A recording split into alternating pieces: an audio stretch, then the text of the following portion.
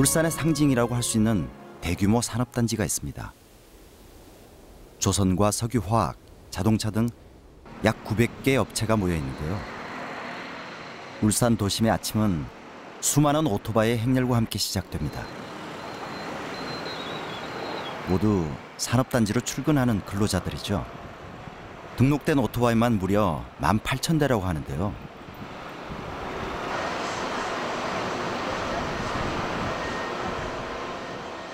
산업단지 안에서도 가장 많은 근로자가 근무하는 현대중공업은 40년 동안 1170여 척의 대형 선박을 만든 세계 최대의 선박 건조 회사입니다. 무게가 수십만 톤에 달하는 유조선과 컨테이너선 등을 만들어 수출하고 있는데요. 수많은 근로자들이 수출용 선박을 만들기 위해 구슬땀을 흘리고 있습니다.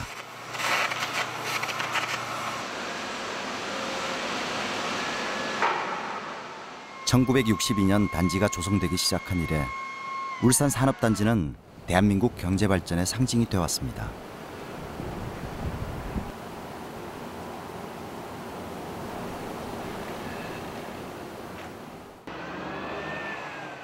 그야말로 한국 산업의 발전사를 한눈에 볼 수 있어 견학을 오는 사람들도 많은데요. 만들 때는 이렇게 집을 지을 때처럼 설계 도면을 먼저 보고 석유나 가스를 뽑아 올리는 현장을 직접 본 사람들은 무엇보다 산업단지의 엄청난 규모에 압도되곤 합니다.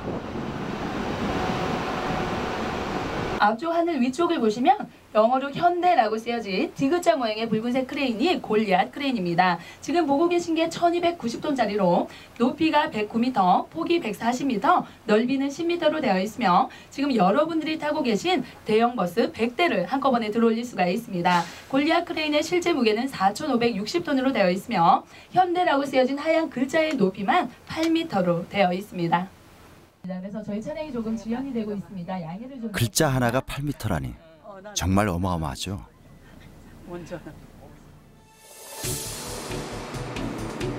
산업단지는 울산 경제의 동력입니다. 1960년대 초까지만 해도 울산의 인구는 8만여 명에 불과했는데요. 산업단지가 조성되면서 도시의 규모와 인구가 크게 늘어났습니다.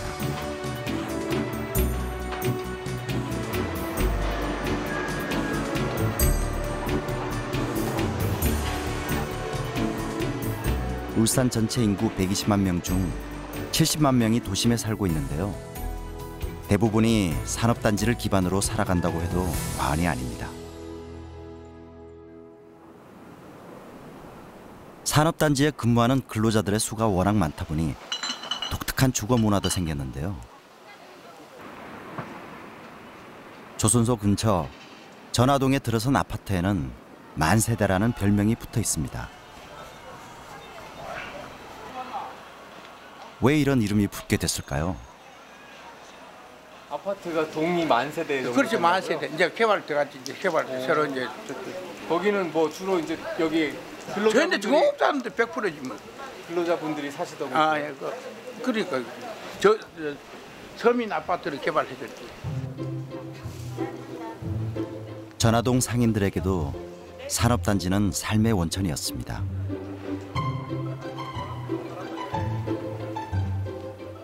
퇴근 시간이면 시장엔 유니폼을 입은 근로자들로 발디딜 틈이 없었다고 하는데요. 대형마트가 생기면서 경기는 예전만 못하지만 그래도 이곳 상인들에게 산업단지는 삶을 지탱해준 동반자였습니다.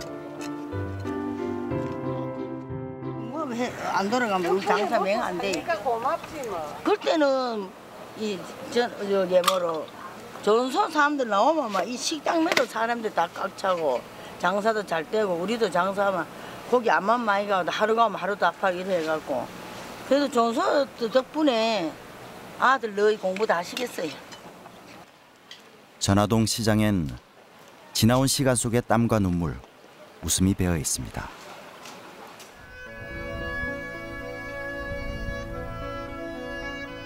울산의 서쪽 지역은 백두대간에서 뻗어나온 능선들이 끝없이 펼쳐져 있습니다. 해발 1000m가 넘는 산들이 빚어내는 풍경이 유럽의 알프스처럼 아름답다고 해서 영남 알프스라는 이름이 붙었죠.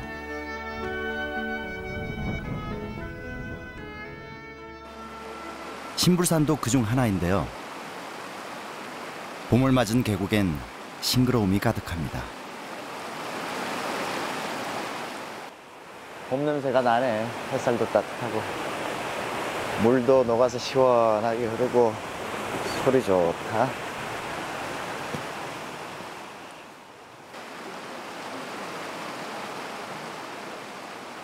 청명한 물소리를 따라가니 커다란 폭포가 나타납니다. 와, 너무 멋있다. 야, 폭포가 이렇게 힘차게 흘러내리네. 물도 맑고. 와, 멋있다. 15m 높이에서 떨어지는 물줄기가 정말 장쾌한데요.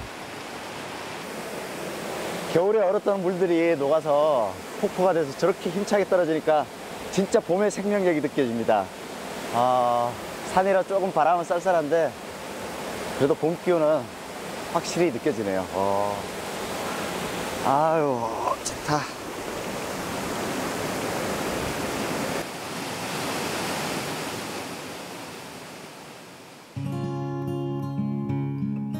신불산은 전국 최대 규모의 억새 군락지로 유명한 곳입니다. 그 넓이가 무려 2,000제곱미터, 60만 평이나 되는데요.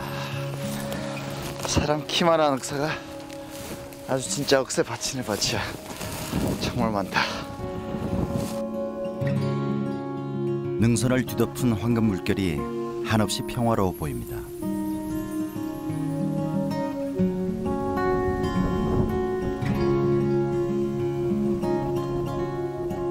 신불산에서도 억새가 가장 아름답다는 간올제.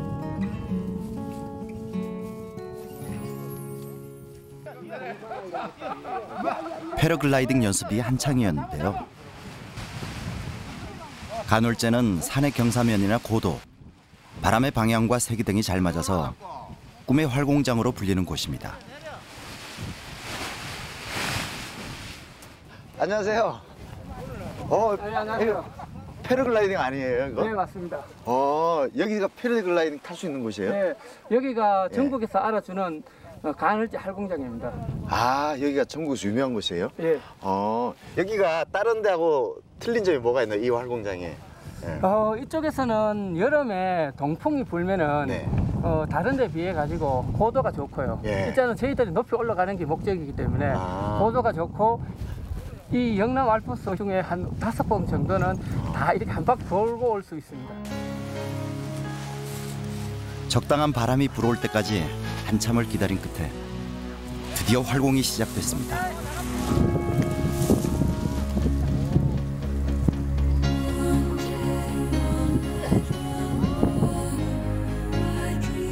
하늘 끝에 닿을 듯 높이 날아오른 사람들.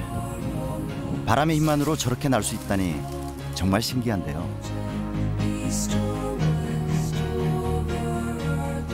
하늘을 날고 싶은 건 인간의 오랜 소망이었죠.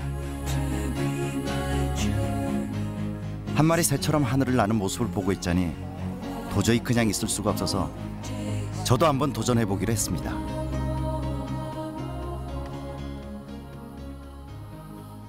요거 하늘서라는 거예요. 여기서 공중에 올라가서 편안하게 앉아가 예. 세상 구경하는 겁니다. 패러글라이딩은 처음이라서 설레기도 하고 잘 해낼 수 있을지 걱정도 됐는데요.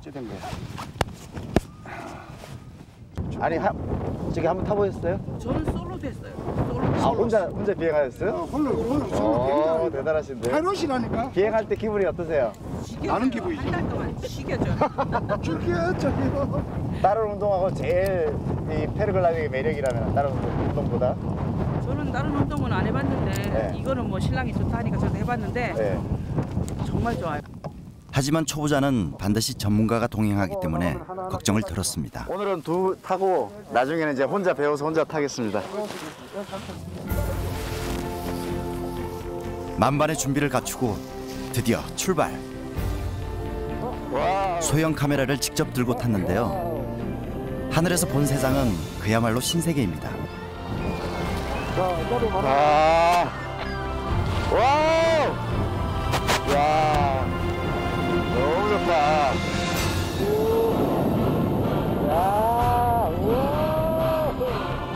비행 전의 긴장감은 어느새 사라지고 감탄사만 나옵니다. 꽃잎처럼 하늘을 수놓은 패러글라이드. 새가 된 기분이란 바로 이런 거겠죠. 와, 정말 경치가 끝내줘. 산들이 한눈에 보이네, 한눈에. 와, 예술이다.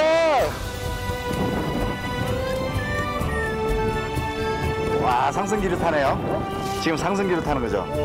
와. 좀 더 높이 올라가자 250km나 된다는 영남 알프스의 능선이 한눈에 들어옵니다. 야, 진짜 여기 보니까 울산 전체 산이 이렇게 많은 줄 몰랐어요. 울산하면 바다하고 산업단지 아닙니까? 근데 이렇게 산이 많네요. 예, 산에 여기 우리 패러글라이딩 하기는 전국에서 최고 좋아요. 두려움 반 설렘 반으로 시작한 비행. 이 아름다운 풍경을 두고 내려간다니 아쉽기만 합니다. 됐어요? 네, 괜찮아요? 괜찮아요. 아, 와, 야, 근데 울산에는 산업단지 바다만 생각했더니, 야, 정말 패러글라이딩 하기 너무 좋은 곳이에요. 산들이 다 보이고, 여기 울산과 밀양이 경계인데 이쪽은 또 제 고향 밀양이 보이고, 이쪽으로 넘어오니까 울산이 보이고. 신불산의 능선은 마치 칼로 베어낸 것처럼 날카롭게 생겼다고 해서 칼능선이라고 불립니다. 깎아지른 듯한 바위산들도 눈에 띄는데요. 신불산 자락에 있는 삼남면에도 이런 바위산이 많습니다.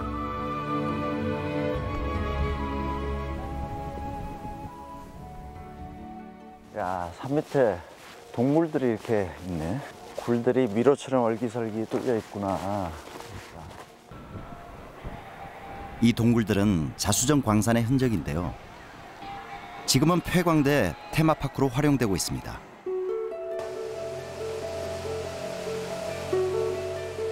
광산 내부를 둘러볼 수 있는 보트도 있었는데요. 아니, 물이 완전 미로처럼 돼 있네. 20여 개의 채광업체가 작업을 하다 보니 길이 이렇게 여러 갈래로 나게 됐다고 합니다.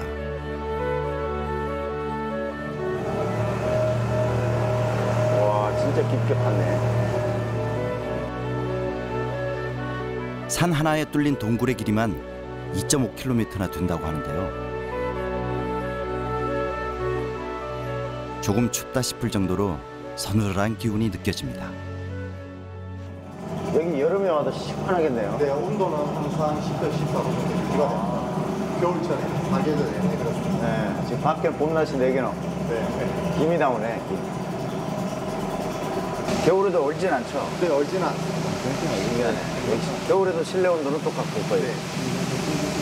그래서 여름에는 저희가 냉방동굴, 겨울에는 난방동굴 아, 이렇게 네. 여름에는 시원하고 네, 겨울은 따뜻하니까. 네, 아, 바깥 기온보다. 삼남면 일대는 한때 수백 개의 자수정 광산이 있었다고 하는데요. 동굴 안에는 지금도 그때의 흔적이 남아 있습니다.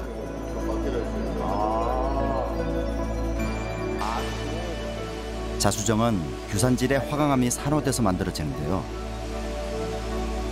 수천 년 세월을 거치며 빛나는 보석이 된 것이죠.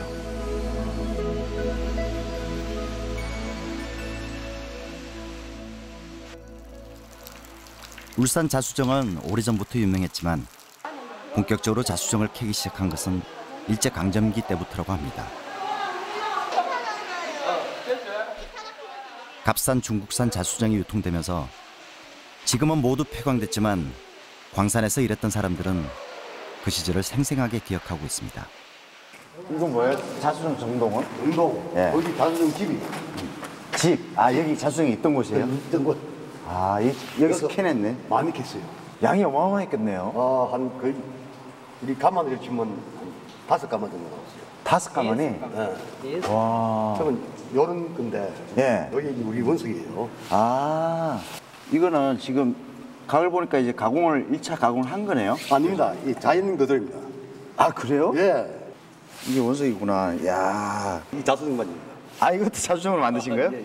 아 색깔이 그래서 똑같구나. 가공을 하면 이렇게 반기가 됩니다. 아 여기서 직접 캐신 걸 만드신 거예요? 여기서 캔 겁니다. 아 여기서? 예. 야 상당히 의미가 있는 반지네요. 이쁘다. 한때는 이곳에서 일한 광부만 해도 400명이 넘었다고 하는데요. 자수정 광산 덕분에 살림은 나아졌지만 변변한 장비도 없이 사람의 힘에만 의존했던 작업은 위험하고도 힘겨운 것이었습니다. 하루가 나오게 되면 저걸 치워야 되잖아요. 그럼 가마떼기 있잖아요. 예. 그 끈을 이래 해가지고 삽으로 서너 섬져가 둘이 들고 이렇게. 우리들이 아 둘이 들어서. 오리걸음으로 걸어 나왔어요. 아 굴이 좁으니까 편하게도 못 나오고. 지금도 광산에 오면 마음이 편치 않다는 광부들. 화려하고 아름답게 빛나는 보석 뒤에서 어두운 동굴 안에서 젊은 날을 보내야 했던 광부들의 고단함이 느껴집니다.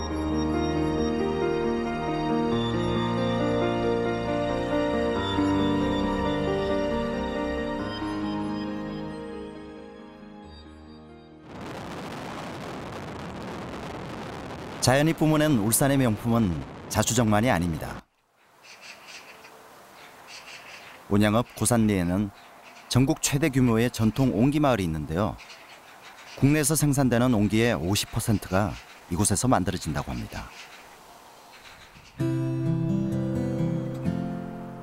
옹기 공방이 있는 지역은 많지만 이렇게 마을을 이루고 있는 경우는 보기 힘들죠.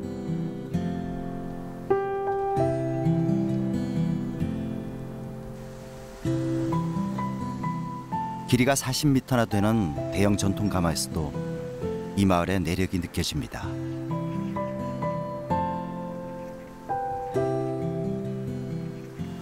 야 옹기마을 아주 가마도 많고 옹기들도 옹기종기 모여 있고 다 옹기네.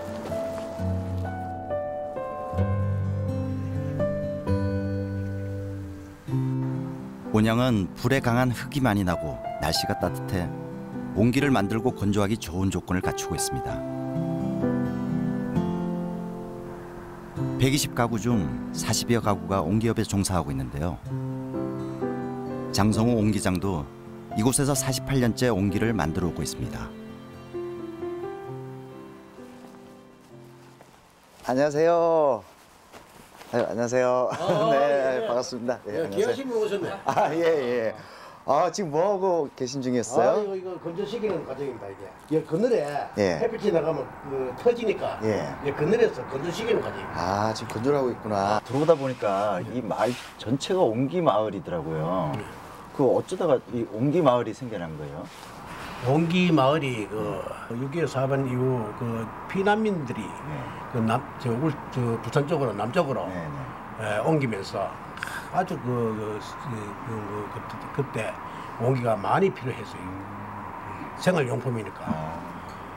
그래서 이제 찾는 사람이 막 수요가 많고 이래가지고 여기에 그때 당시 이 마을에 한 30호 농가 호수가 한 30호 정도 옹기종기일이 살아가는 가난한 있는 동네에서요. 그분들이 이제 투자를 하게 했어요. 있는 돈 없는 돈 이제 해가지고 내가지고 그래가지고 옹기 가마를 제작해가지고 생산을 했는 게 그게 시발점이라요. 피난할 때 가재 도구 잘 못 챙겨오니까 예, 그렇죠. 예. 다시 다 옹기들이 필요했구나. 예, 그렇죠. 아, 그리고 도구를 많이 했어요. 이거 팔로. 남창가마 열기 있습니다. 남창역에 옹기를 여기서 옹기다 주면은 거기서 열차에 싣고 가가지고 마늘도 바꿔오고 감자도 바꿔오고. 부산 끝인데 팔로. 예, 부산에 이제 돈 받고 부산 시내는 이제 돈 받고 팔고. 요 촌은 해변가에 가면은 마늘도 바꿔. 아, 이쪽 동네 그 시골 쪽은 또 그냥 물물 교환을 했네요. 물물 교환.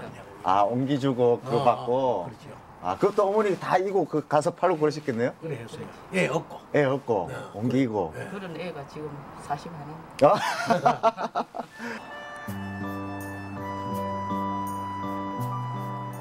당시 울산 옹기는 다른 지역보다 2~3배나 비싸게 팔렸다고 하는데요. 플라스틱 그릇이 대중화되면서 옹기의 인기도 한풀 꺾였지만 울산 옹기는 여전히 전국 최고의 품질을 인정받고 있습니다. 명품 울산 옹기가 어떻게 만들어지는지 궁금했는데요. 옹기 만드는 곳인가 보다. 공방.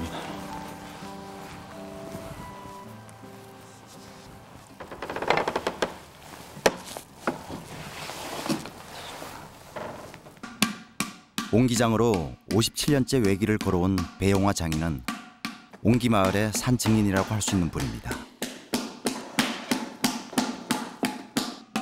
전통 옹기에 대한 자부심과 애정도 남달랐는데요.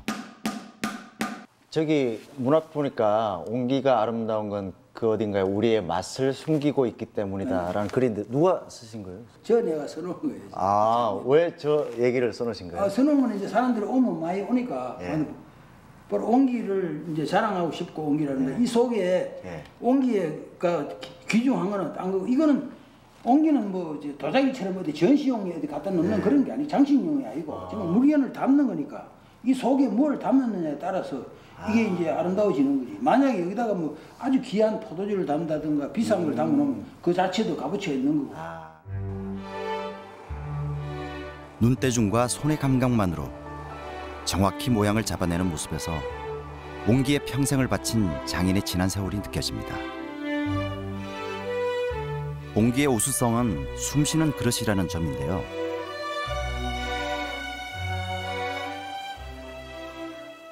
우리 할머니들 장 담아 놓으면 여기 부하게 이제 소금꽃이라 그래요. 그게 했는가 모르겠네. TV에 같은 거. 예, 봤습니다.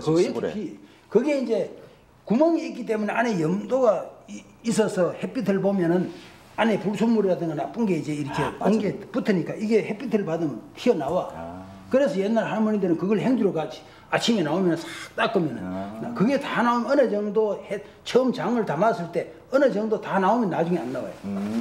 그것이 이제 그 요즘 젊은이들은 가면 이게 뭐 소금 피가지고 옹기를 못 쓴다 했는데 옛날 할머니들은 고래 되는 것이 진짜 옹기의 맛을 낸다 그래요. 장 맛을.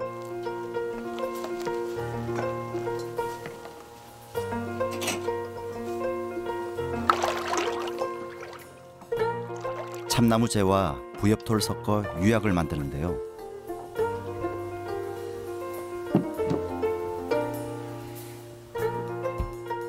초벌 구이를 한 다음 유약을 발라 다시 구워내는 도자기와는 달리 옹기는 그늘에서 20일간 건조한 다음 유약을 발라서 굽습니다.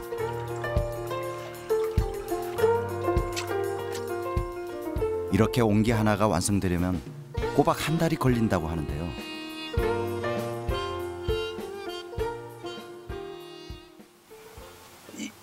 이게 유약 자체도 흙이기 때문에 유약 자체도 흙이가 돼요.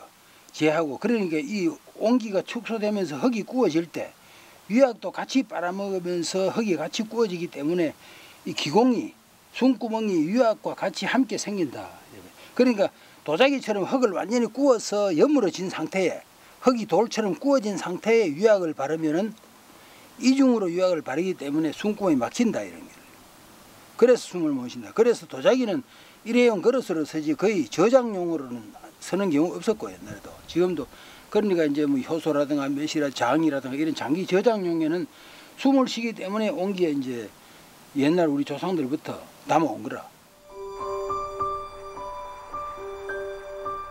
우리의 맛을 지켜가는 옹기에 숨쉬는 소리가 들리는 듯합니다.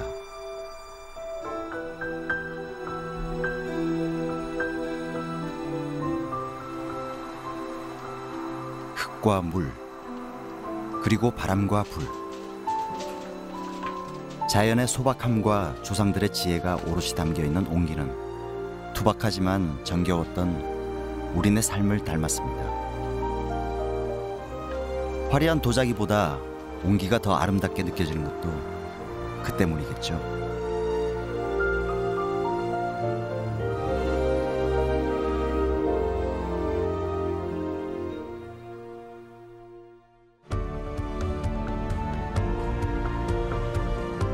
동쪽으로는 동해가, 서쪽으로는 영남 알프스가 펼쳐진 울산광역시는 수려한 자연과 풍부한 자원 덕분에 예로부터 비옥한 삶의 터전이 되어 왔습니다.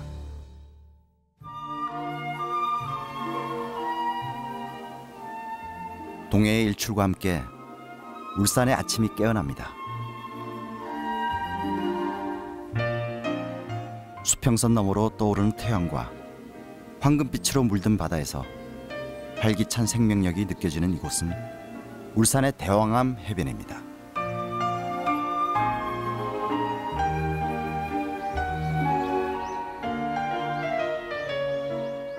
남녘에는 봄이 일찍 찾아옵니다. 일찌감치 만개한 동백이며 이제 막 꽃망울을 터뜨리기 시작한 봄꽃들이 어우러져 화사한 풍경을 만들어내고 있는데요.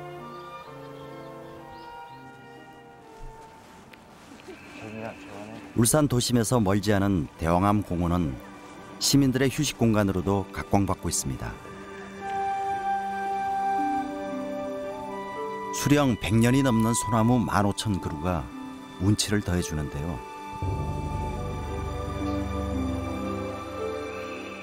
바닷바람을 막기 위해 해안에 소나무를 심는 경우는 많이 봤지만 이렇게 많은 소나무가 있는 해변은 저도 처음입니다.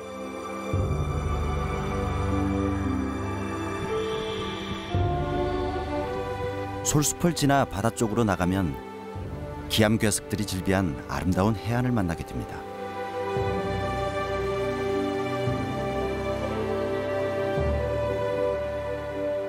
바위의 색깔이 참 특이한데요. 화강암 속 철 성분이 산화되면서 이렇게 붉은색을 띠게 됐다고 합니다. 바위에도 소나무들이 뿌리를 내렸는데요. 여기엔 재미있는 이야기가 전해옵니다. 야, 여기 전망이 정말 예술이네요. 예, 울산은 예. 자연 그 천혜의 예. 경관을 가지고 있는 굉장히 아름다운 그런 곳으로 알려져 있죠. 아, 울산에 이런 곳이 있는 줄 몰랐어요. 저 소나무를 우리가 부부송이라고 그렇게 이야기하고 있거든요. 아, 부부송 두 그루가. 예, 부부가 되어서 한평생 일생을 같이 하면서 좋은 일, 굳은 일, 뭐 이러한 여러 공파를 겪어가면서 끝까지 함께 한다는 그러한 의미를 가지고 있습니다. 신비로운 바다의 풍경은 수많은 사연과 전설을 만들어냈습니다.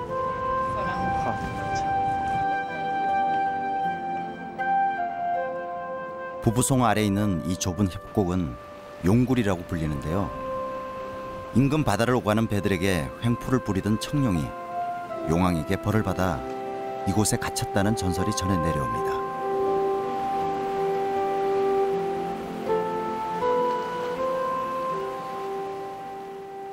그리고 또 여기에는 아 하고 부르면 네. 소리가 되돌려 오거든요. 그래서 공암굴이라고도 공암굴. 그렇게, 예, 공암.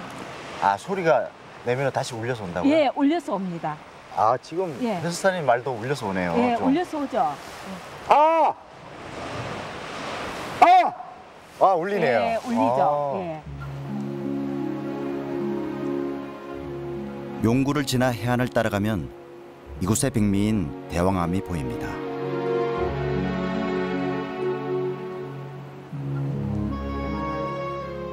대왕암은 신라 왕비의 수중능으로 알려져 있는데요. 전설에 의하면 이 바위는 그 문무대왕 비의 왕비의 그 무덤이라고 그렇게 이야기를 하고 있습니다. 울산을 비롯한 동남 해안은 과거 왜고의 침략이 빈번했던 지역인데요.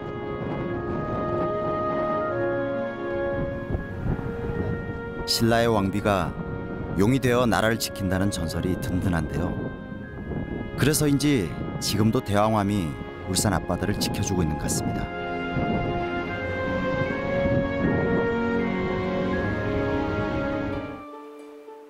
태화강 상류의 대곡천. 이곳에는 거북이가 넙죽 엎드린 모양을 닮아서 방구대라고 부르는 커다란 바위 절벽이 있습니다.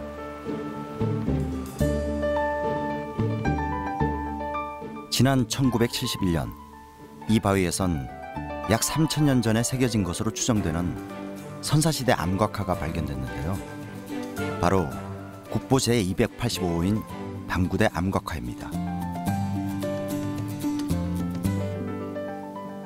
암각화엔 각종 동물과 어류, 사람 등 300여 점의 그림이 새겨져 있는데요. 그 중에서도 가장 많은 것이 43점에 달하는 고래 그림입니다.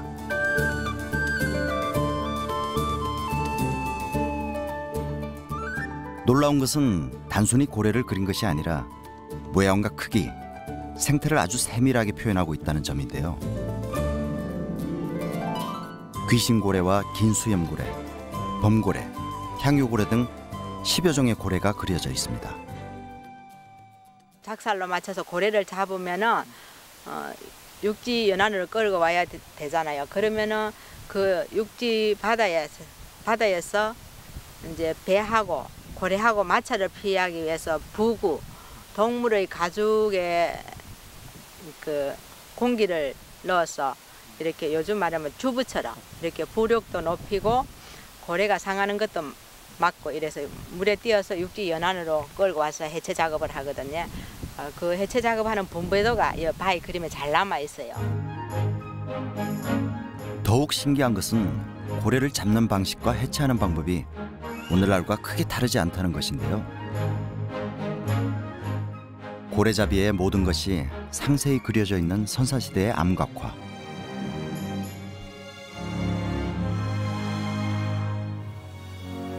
수천 년 전부터 고래는 울산 사람들의 삶의 일부였던 것입니다.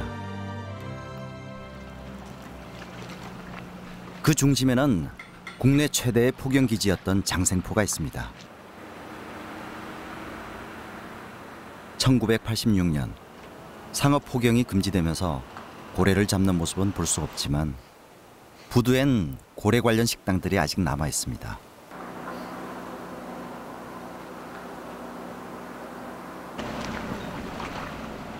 울산 사람들에겐 고래는 아주 각별한 존재였습니다.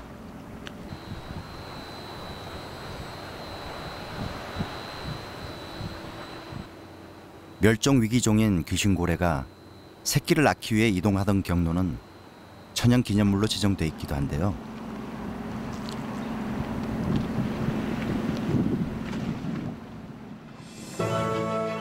귀신처럼 신출귀몰했다는 귀신고래는 1977년 이후 자취를 감췄는데요. 울산 앞바다에서 귀신고래를 다시 볼 수 있는 날이 오기를 기대해 봅니다.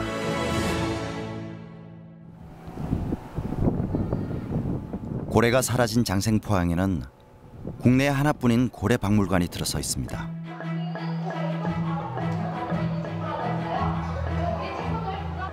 박물관에선 돌고래 4마리를 키우고 있는데요.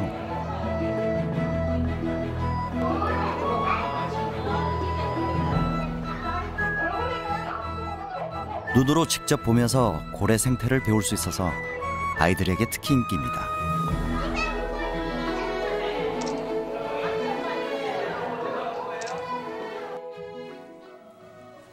야, 여기 보니까 오, 이거 뭐 거대 공룡 박물관 같아요. 예. 이게 지금 진짜 고래인가요? 예, 그렇습니다. 예. 많은 분들이 오시면은 또 만드는 거 아니냐 이렇게 예, 아심을 갖고 있는 분들 계시는데 실제 고래 골격입니다. 네. 수영고래 중에서도 브라이더 고래라고 지금 크기는 지금 한 15톤에 와, 15톤. 예, 15톤 정도 되는데 이게 성체가 되면 한 22톤 정도 크기인데 예.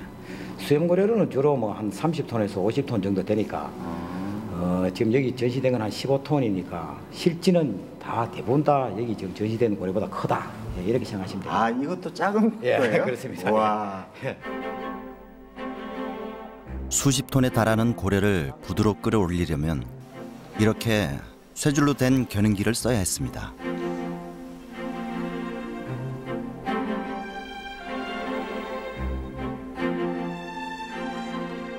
당시 장생포엔 하루에 7마리의 고래가 들어왔다고 하는데요.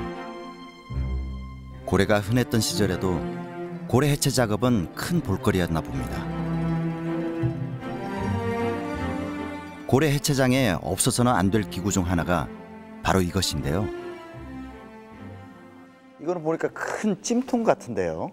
예, 그렇습니다. 이게 이제 고래 기름을 짜는 소체입니다. 아, 기름. 예. 과거에는 또 석유가 상당히 귀한 시절이기 때문에 거의 고래 기름과 또 등불을 다 밝히고 또 고래 기름과 비누도 만들고 물자가 상당히 귀하던 시절에는 이 고래 기름이 상당히 뭐 효자 노릇을 했죠.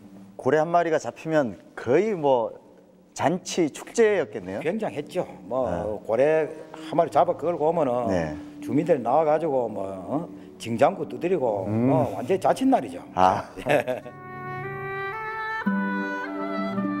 고래는 보기 힘들어졌지만 바다는 여전히 울산 사람들의 중요한 삶의 터전입니다.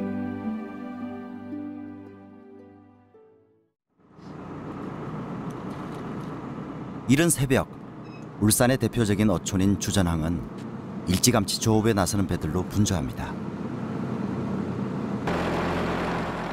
울산 앞바다는 난류와 한류가 만나는 지역으로 어종과 어획량이 풍부한 황금어장입니다.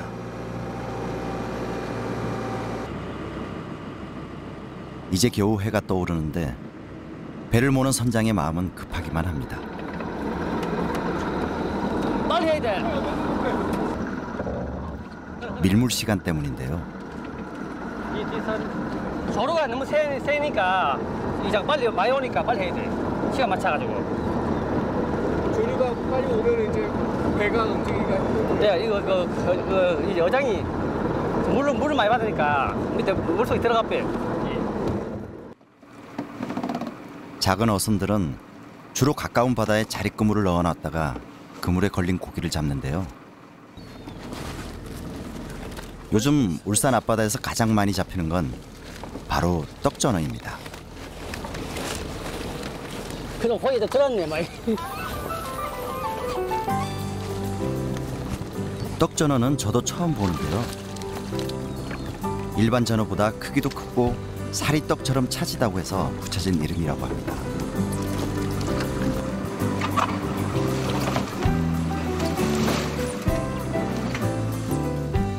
다른 지역에선 보통 가을에 전어가 많이 잡히지만 울산 떡전어는 3, 4월이 제철입니다.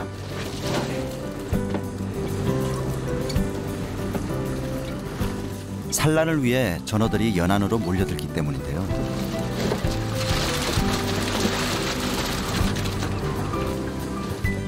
초봄 딱 2달 동안만 맛볼 수 있는 별미 중의 별미인 셈이죠.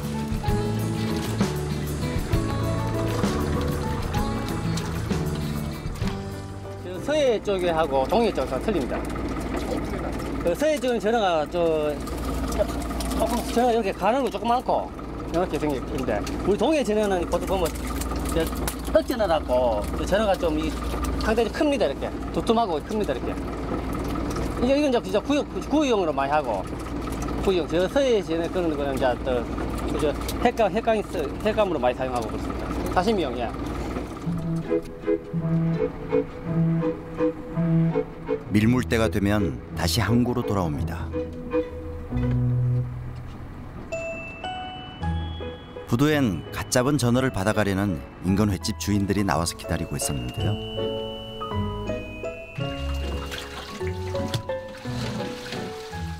전어하면 집 나간 며느리도 돌아오게 한다는 가을 전어가 제일 맛있다고들 하지만 울산에선 통통한 봄철 떡전어 맛을 최고로 칩니다. 여기는 떡전어가 봄전어 알아줘요.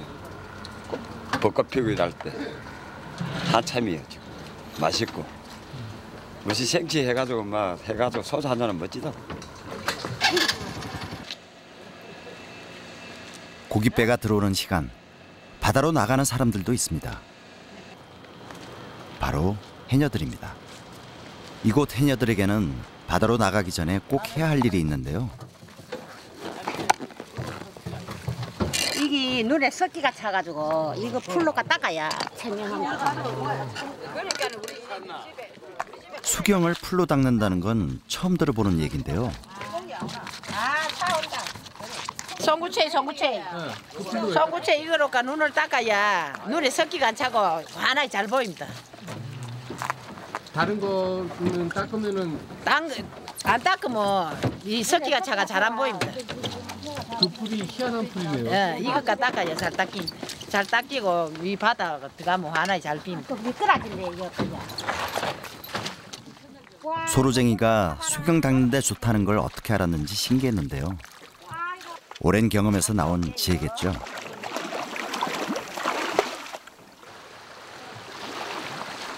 주전 마을에는 50여 명의 해녀가 있습니다. 제주에서 건너온 해녀들이 그 시작이었다고 하는데요. 그만큼 울산 앞바다가 깨끗하고 풍요로웠다는 얘기겠죠.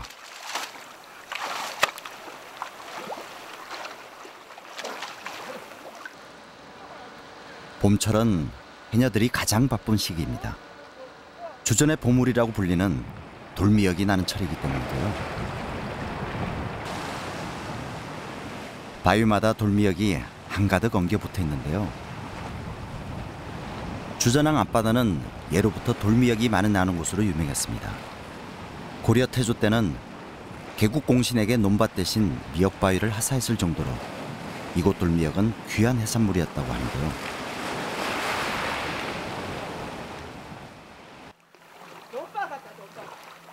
자연산인데다 품질도 좋아서 제값을 받지만 물속에 들어가 수압과 물살, 추위를 견뎌야 하는 물질은 결코 쉽지 않습니다.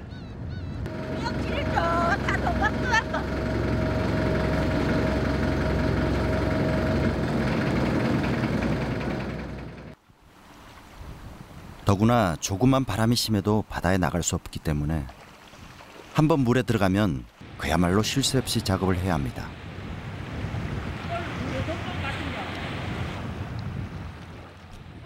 이곳은 한 달에 5번 물질하기도 힘든데요. 다행히 오늘은 고생한 보람이 있습니다.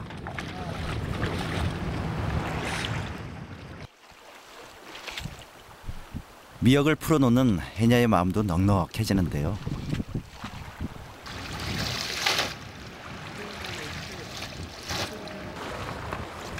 자연산 돌미역은 양식 미역보다 색깔이 진하고 주름이 더 많은 것이 특징이라고 합니다.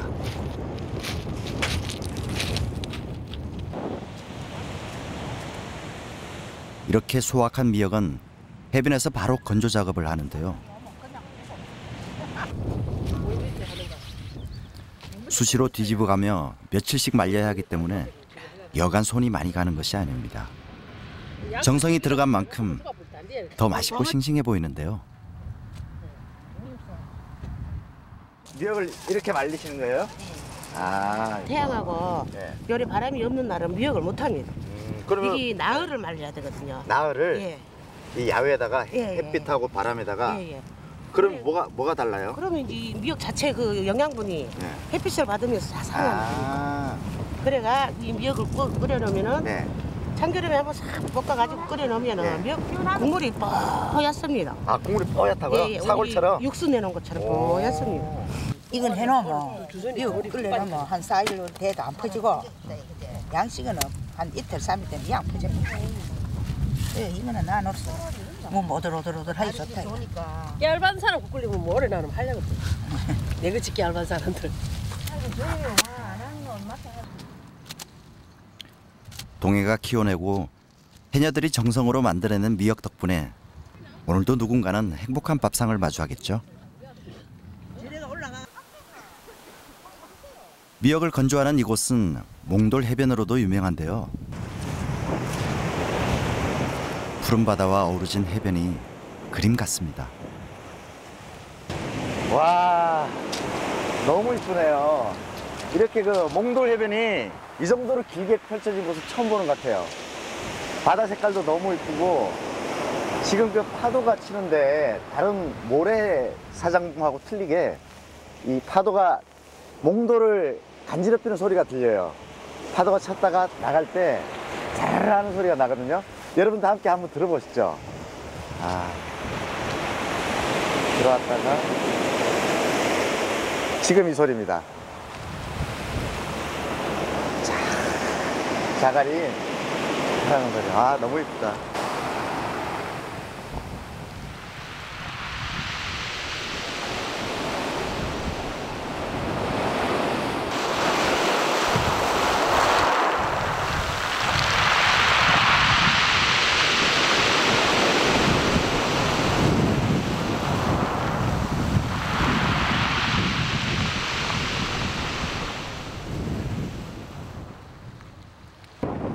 많이 모여 계시네. 안녕하세요. 아유. 해변에선 해녀들이 새참을 준비하고 있었는데요. 미역이며 전복, 해삼까지 해녀들이 갔다 온 해산물들이 가득합니다.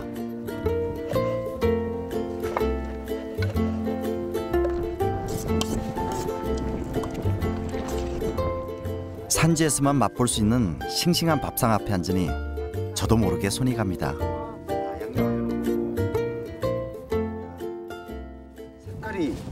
색깔이 좀 진한 것 같아요. 이거 생관겨. 물비약이. 생거. 아, 생거라. 예, 생거라야 향이 많거든요. 향이 영만신다. 이거 그냥 제가 아는 미역 맛이 아닌데. 예, 그러니까 미역이 좋지요. 괜찮지요. 맛이 잡수면. 그냥 미역 맛이 아니고 예. 바다 그 향이 많습니다. 뭐 해산물 맛이 다 들어있는 것 같아요. 향이. 맛있다 진짜. 맛있지.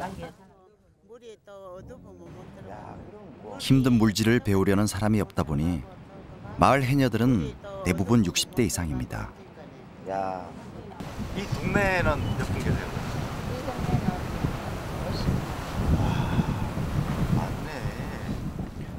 그 중에는 60년 넘게 물질을 하고 계신 할머니도 계셨는데요. 여기서 가장 오래 하신 분은 어느 분이세요?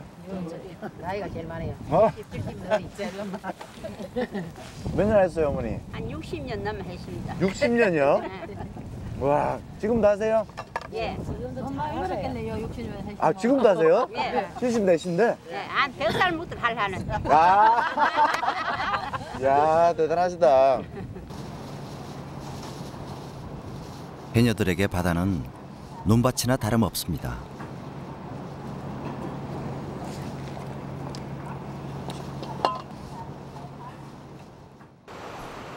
다 똑같아 보이는 바위지만 각자의 구역이 따로 있고 미역바위에 들이는 정성도 농부의 그것과 똑같습니다.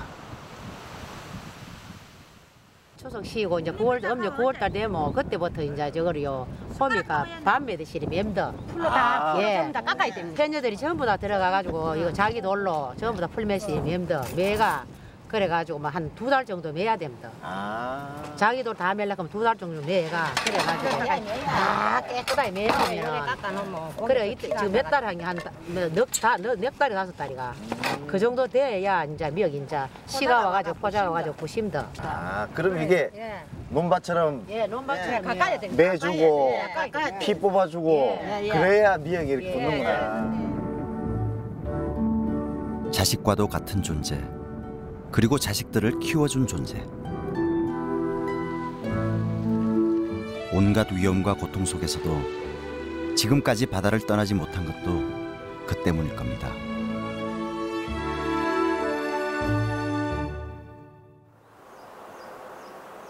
울산의 젖줄인 태화강.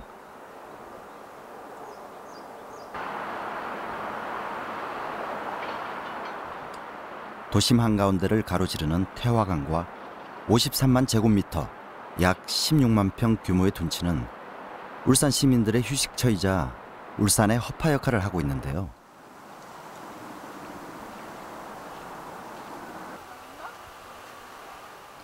특히 강변을 따라 늘어선 4km의 심리대 숲은 태화강을 상징하는 명소입니다. 청죽과 오죽이 절묘한 조화를 이루고 있는데요. 1700년대부터 이곳에 대숲이 있었다고 하는데 대나무 특유의 가늘고 긴 줄기가 여느 숲과는 다른 느낌을 자아냅니다. 와, 대나무밭길이 아주 끝이 없네. 아우, 대나무가 시원하게 쭉쭉 뻗어 있고 도심 속에 이렇게 대나무밭을 조성을 해놨다니 참 대단하네. 시원하다.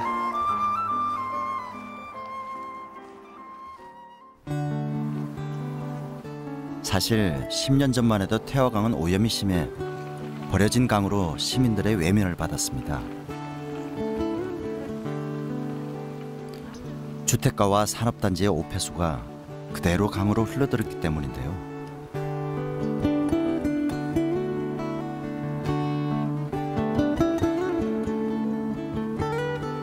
아무것도 살 수 없었던 태화강과 그 주변은 이제 울산 시민에게는 없어서는 안 될 소중한 공간이 됐습니다. 우울할 때 오면 기분 좋아지고 편안해지고 예 그렇습니다. 안 그 좋은 장소라고 우리를 꼭 데려오고 싶다고 네, 밥 먹고 산책 삼아 이렇게 왔어요. 심리대 숲을 거슬러 올라가면 선바위가 아름다운 태화강 상류에 이릅니다. 태화강 상류는 오래전부터 바다 물고기들의 산란 장소였는데요.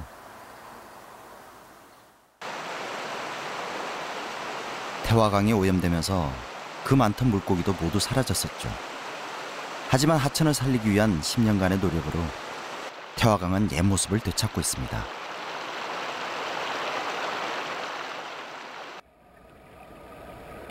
그동안 종적을 감췄던 황어도 다시 돌아왔는데요.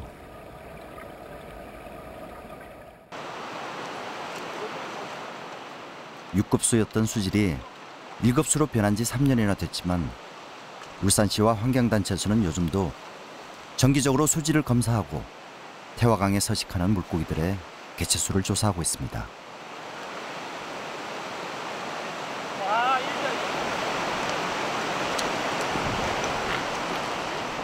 얼핏 보기에도 정말 많은 황어가 잡혔는데요.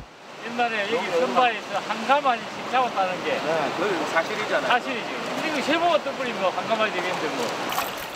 어째도 살려줘. 잉어목에 속하는 황어는 일생을 바다에 살다가 산란기인 3월이 되면 강을 거슬러 올라온다고 합니다. 하냐고 여기 추선, 돌기가 본인색 때 자갈톱이라든지 모래톱이 굉장히 깨끗하게 잘 보존 지금 돼 있기 때문에 산란 환경이 굉장히 많이 좋아졌습니다. 그래서 최근에 태화강을 찾는 한어 개체 수가 급격히 늘어나고 있습니다. 아마 내년에도 더 많이 늘어날 겁니다. 바다에서 돌아오는 황어를 비롯해 지금은 무려 700여 종의 동식물이 서식하는 태화강이 됐는데요. 많은 사람의 땀방울이 맺은 아름다운 결실입니다.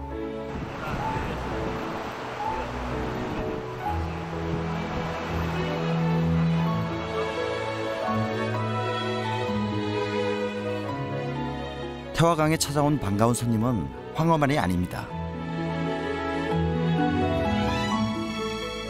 해질녘 태화강엔 어디서도 볼 수 없는 진풍경이 펼쳐지는데요.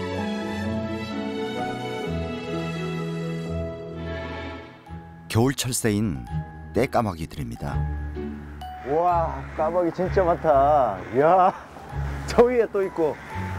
와, 하늘에 그냥 개미떼보다 더 많아 보이네. 우와, 더 많아. 오!